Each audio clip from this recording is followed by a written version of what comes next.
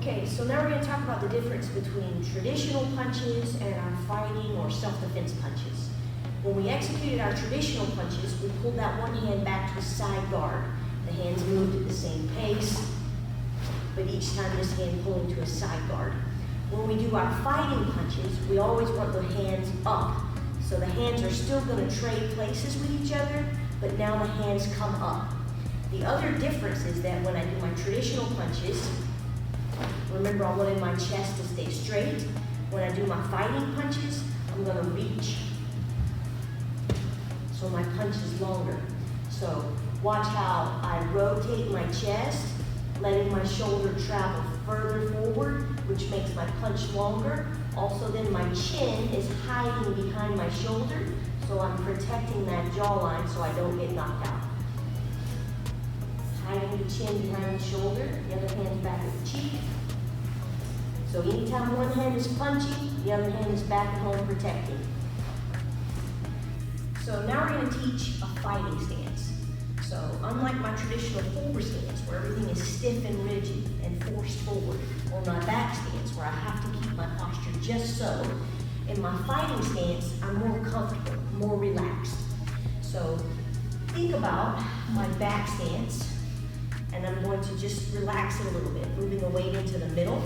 I'm actually going to pivot that foot so it's not all the way sideways, but it's not all the way forward. It's kind of in the middle, and I'm up on the ball of the foot with my heel up. So both knees bend, my hands stay up, and my chest is bladed.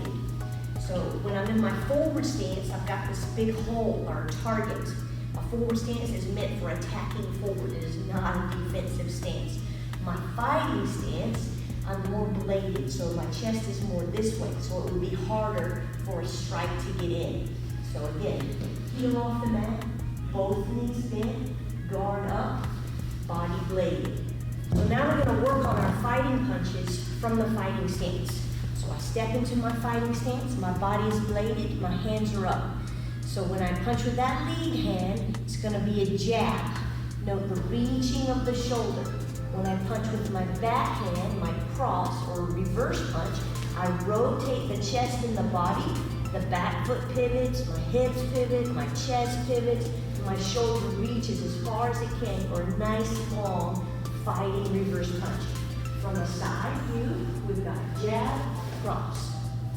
Note that my posture stays upright. I never lean. Jab, cross, jab, cross, jab, cross. That's our fighting punches. The next thing we're going to work on is moving in that fighting stance. So we call it a box footwork, and it's very similar to what boxers would use. So facing each other in our fighting stance, Andy is going to mirror every movement that I make. When I want to step left, I step with the left foot, then the right foot follows. And then she does the same, stepping with the foot that's on that side. When I want to move to the right, step with the right, follow with the left. She does the exact same. We never want to be crossing the feet. We never want to be crossing the feet. So I go left, I go right. I go left, I go right.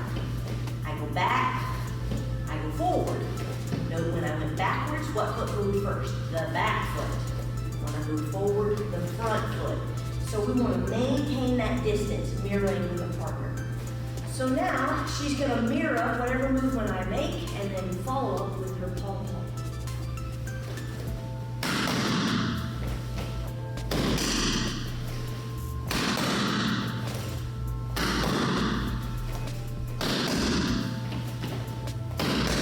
Make sure you never cross the feet. You move back, back foot moves, move forward, front foot moves, move left, left foot moves, move right, right foot moves. And that's our box step, fighting footwork.